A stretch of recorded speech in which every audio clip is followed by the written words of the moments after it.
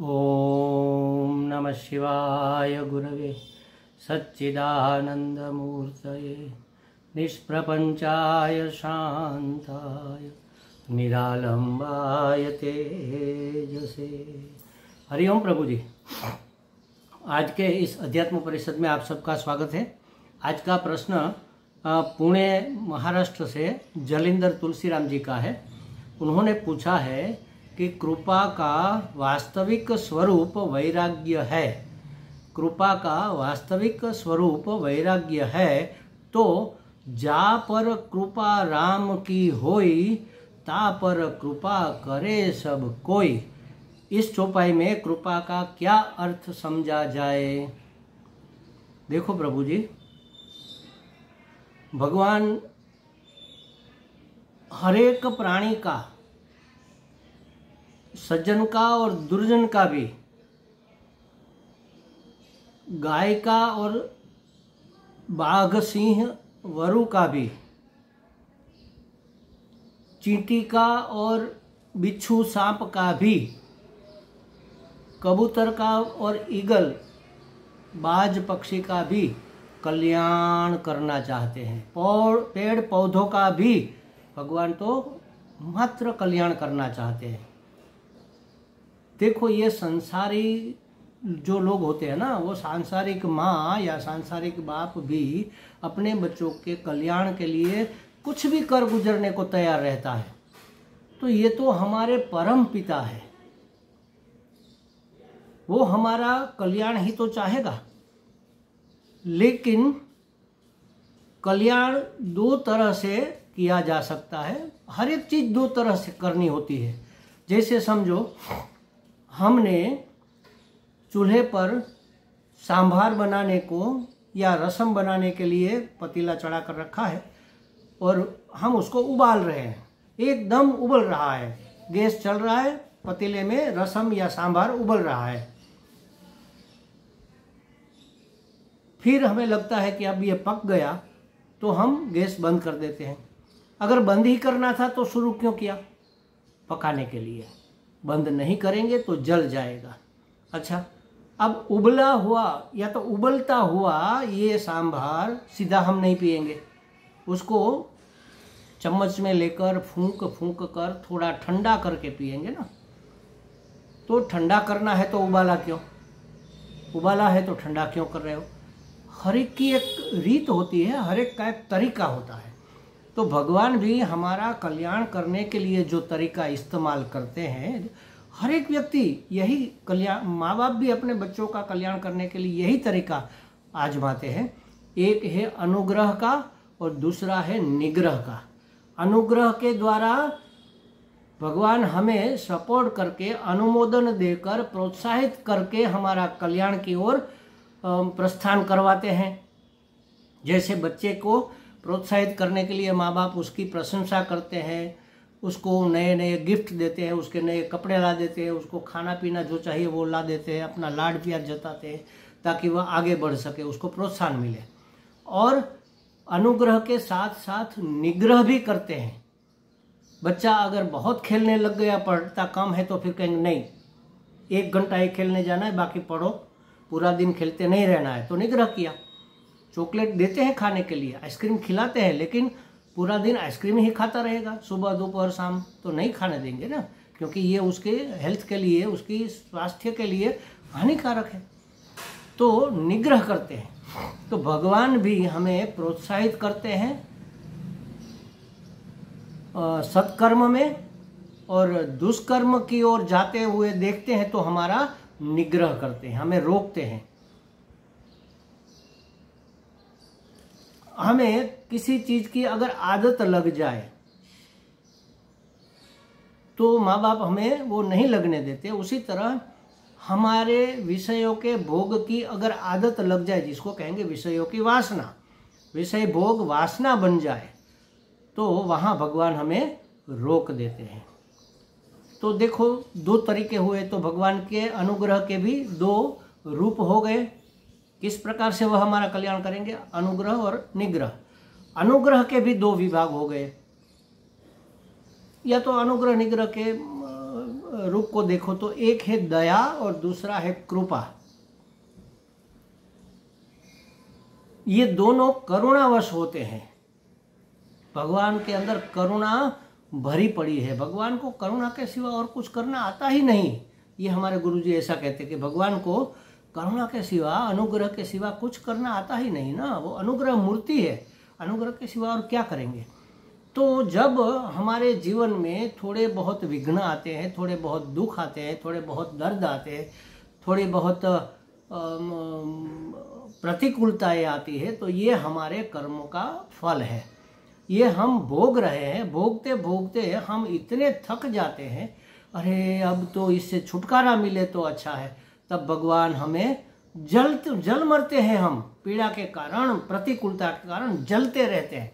बहुत जलते हैं तो भगवान देखते हैं, अरे ये मेरा बेटा जल भून जाएगा, तो वो थोड़े छींटे डाल देते हैं दया के। तो थोड़ी दया करते हैं, थोड़ी परिस्थिति अनुकूल बना देते हैं, थोड़ा वो हमें फिर से शक्ति संचय करने के लिए थोड़ा मौका देते हैं। फिर से शक्ति संचय कर ली। अब भगवान देखते हैं कि अब इसकी शक्ति संचय हो गई, तो थोड़े बहुत उसके जीवन में जो कर्मों के फल है दुख रूप, वो भोग लेने दो, कोई बात नहीं, वो मिट जाएंगे, तो यह स्वच्छ हो जाएगा, उसका अकाउंट क्लियर हो जाएगा। फिर से वो दुख आते हैं, फिर से वो प्रतिकूलता आती है, फिर वो दया के छींटे डालते हैं। अच्छा, वो प्रतिकूलता देते क्यों है? जब हम सुख में होते हैं तो विषयों का भोग करते हैं, अनुकूलता का भोग करते हैं। भोग करते करते हमें उसकी आदत लग जाती है, उसकी वासना बन जाती है। तब भगवान देखते हैं कि अरे ये तो गलत रास्ते पर जा रहा है। सुख का फल तो भोग रहा है, लेकिन सुख भोगते भोगते ये वासना निर्मित कर रहा है, और चाहिए और चाहिए और चाहिए, इसको तो आदत हो जाएगी। तो फिर वह छीन लेते हैं। इसको कहते हैं कृपा। कृपा हम कहते हैं ना, कठोर कृपा। कठोर दया नहीं होती ना, दया तो कोमल होती है, ठंडी ठंडी होती है। कृपा थोड़ी कठोर होती है। कैसे? जैसे समझो कि हम ये उपवस्त्र पहनकर बाहर गए और कहीं पर धूल उड़ रही है, तो इसके ऊपर धूल लग गई, तो हमने क्या किया, हमने झाड़ दिया ऐसे, तो धूल गिर गई। तो ये हो गई एक पद्धति साफ करने की। उसी तरह भगवान दया करते हैं तो थोड़ा झाड़ देते हैं, थोड़ा या तो पानी में भिगोकर ऐसे कर देते हैं। सिर्फ भिगो दिया, ठंडा ठंडा पानी था, उसमें हमने अपने उपवस्त्र को भिगो दिया, भिगोकर सुखा दिया, तो वह साफ हो गया।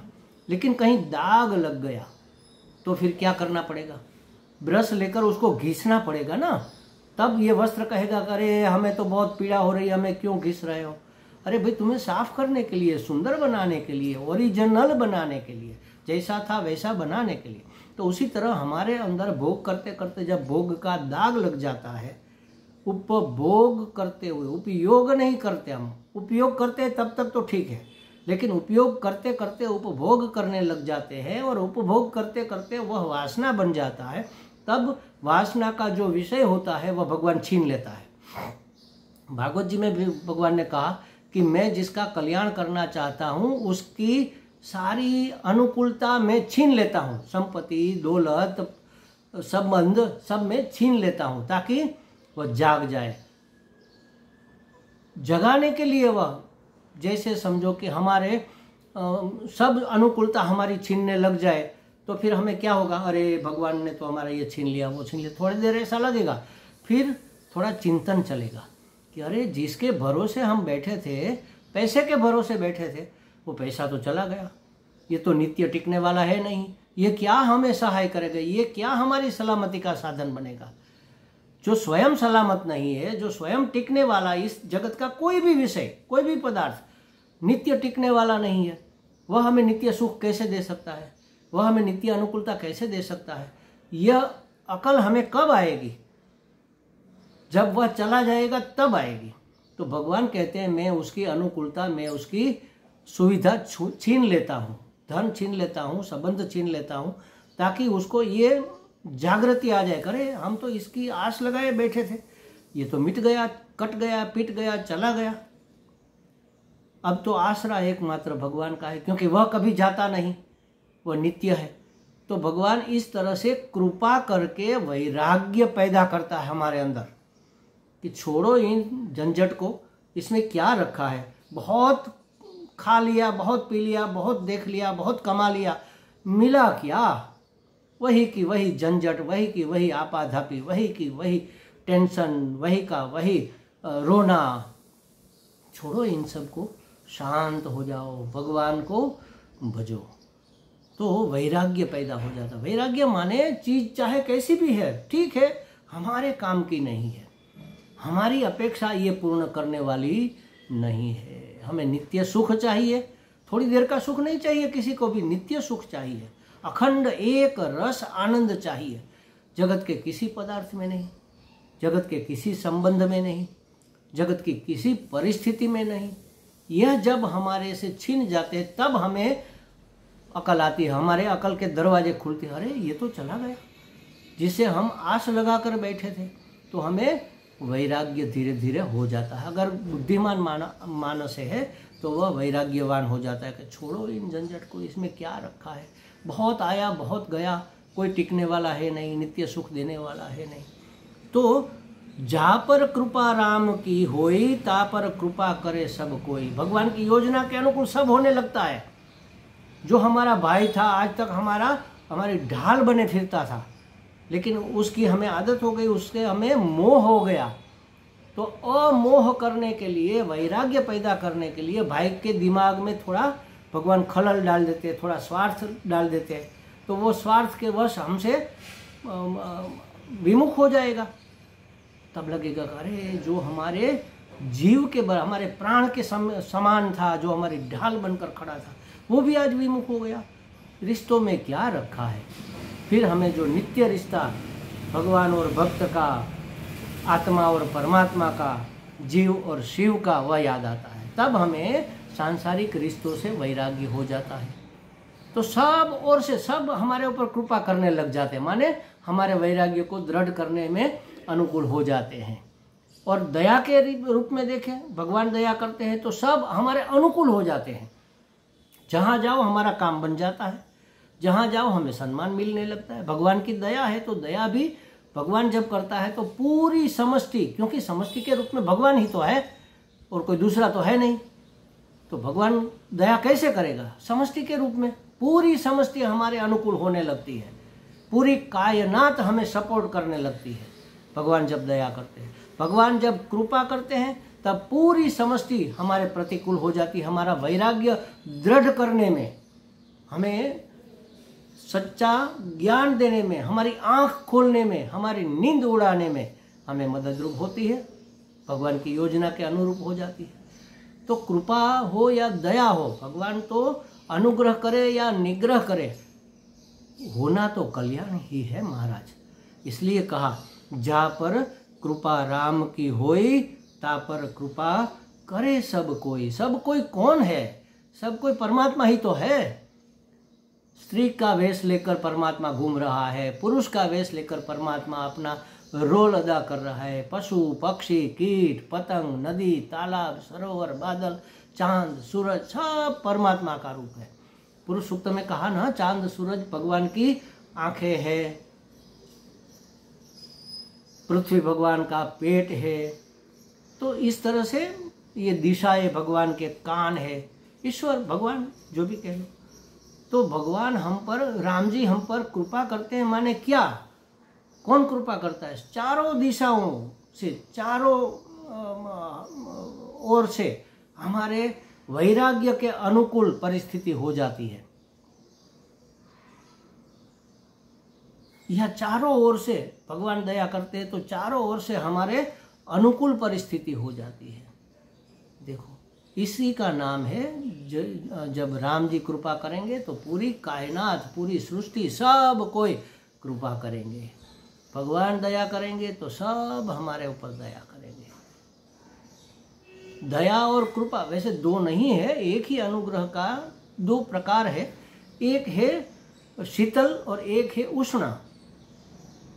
जैसे हमारे शुभ कर्मों का फल है, वो भोगते भोगते जब हम वासनाग्रस्त होने लगते हैं तब भगवान कृपा करके हमारी वासना को छुड़ाते हैं। देखते हैं अरे ये मेरा बेटा तो फंस जाएगा वासना में, फिर जन्म के ऊपर जन्म लेकर क्या कितना रोएगा, कितना पीटेगा, छुड़वाओ इसको, और जब हमारे अच्छे कर्मों का फल आता है तब हमें कृपा से वहाँ से छुड़ाते हैं, और जब हमारे बुरे कर्मों का फल आता है दुख रूप, तब भगवान दया करते हैं, अरे मेरा बेटा इससे ज़्यादा सहन नहीं कर पाएगा, बहुत उबल रहा है, चलो थोड़े दया के छींटे इसमें डाल देते हैं।